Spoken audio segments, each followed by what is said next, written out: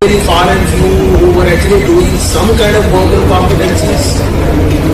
I think the wave started somewhere, or probably the time when HR actually got the seat at the place where it actually belonged to. Somewhere in the late 90s when we started opening up, and then we started talking about talent, and we started talking about competencies and so on and so on. The entire training cycle which the person is going through. You need to have competencies in place. Then you have the biggest challenge is today at the CHRO level I could see, because whenever we used to talk to the board, the problem was very, very simple. There is the succession plan. Who is going to take care of this role if tomorrow what? So once we started talking about all these things, competencies and so on and so forth, so then we also started talking about individual development plans, and you have people earmarked for your future roles, and then your retention strategy is also involved, and therefore your entire strategies around competencies, you are bound to fail, or maybe you're possibly in closed rooms in some kind of where are you going to put your money? So competencies definitely play a big role. If you have your CEOs of the board who's very, very pro HR and pro development of people, you have this agenda running across the organization. So I'll tell you our context. For example, today we are the largest EPA in India. We sit at 10,000 plus manpower across the country, operating from almost all places. We take care of retail insurance, we take care of corporate insurance, we take care of government insurance. And attrition today, if I talk about the core of our business, because we are a KPO, the core of our business is primarily doctors we are hiring. Now you can imagine a doctor, why do parents, or what kind of dreams they have when they make their son and daughters a doctor? What do you think the parents would be coming from? What kind of mindset they will be coming from? Safe job and great job, service to the nation, service to the mankind, right? My son or daughter would be either working in a fantastic kind of a Sarkari hospital, or maybe a fantastic kind of a corporate organization like Max or Fortis and so on and so forth, doing clinical practice, right? And what are we asking these people to do? They're processing claims, the back-end job. So what are they coming there for?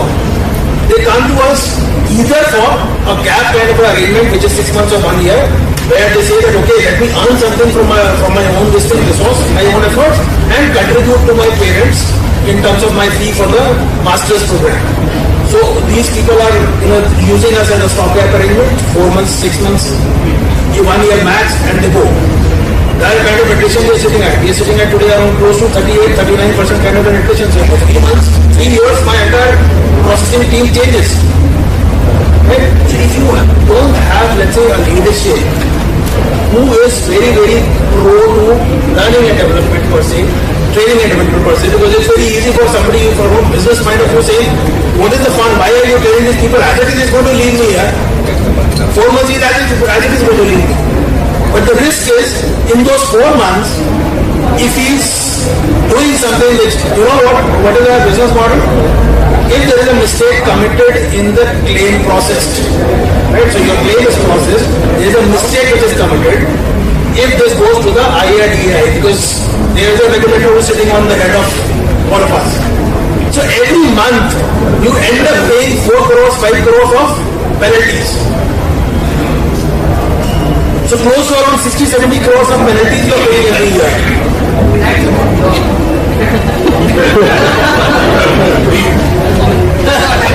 So imagine 4-5 crores every month you are paying as a penalty just because the people are not trained as per the competencies which are required to be done for that particular role.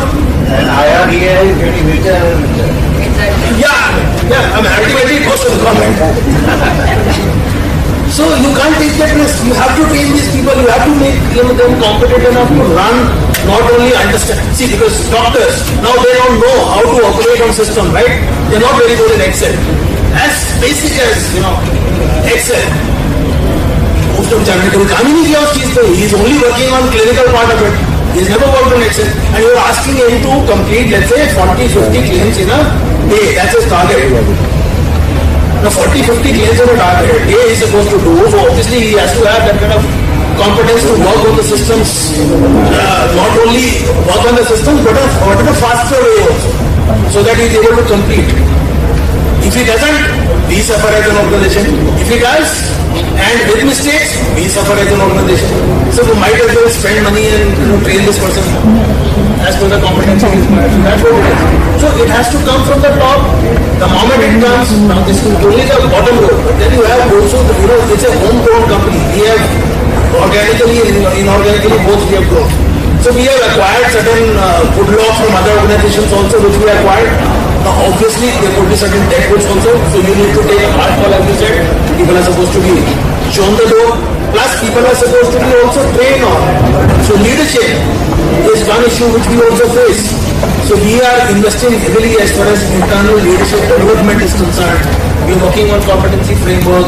We run assessment centers. We have 360-degree appraisals done for people, the leadership team.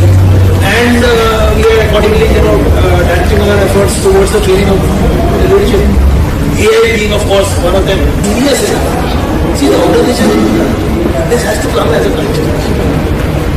It cannot come as a mandate. As you were rightly saying, ठीक है, HR का काम है, HR ने बोला है, चलो यार कर दो. Right, so manager ने बोला तो ठीक है, कर देते हैं. So if initiative has to come from the leadership. If the CEO himself is talking about it, he is himself asking about it, and he is looking at the dashboards and saying, okay, where are we as far as the completion is concerned, then the things will get sorted.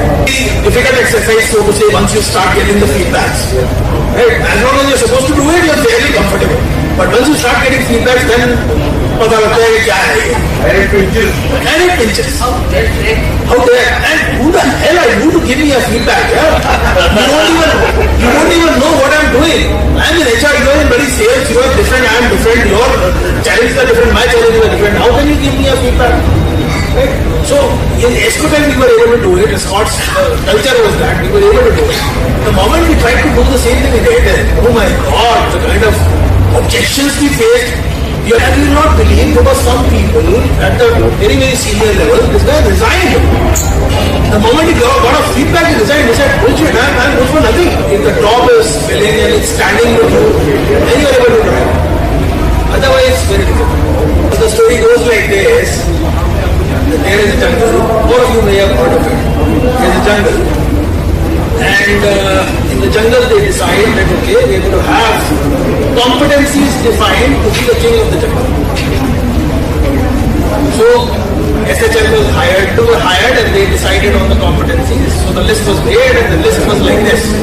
And to be the king of the jungle, you need to be able to run fast, you need to be able to swim, you need to be able to fly, and you need to be able to climb the tree.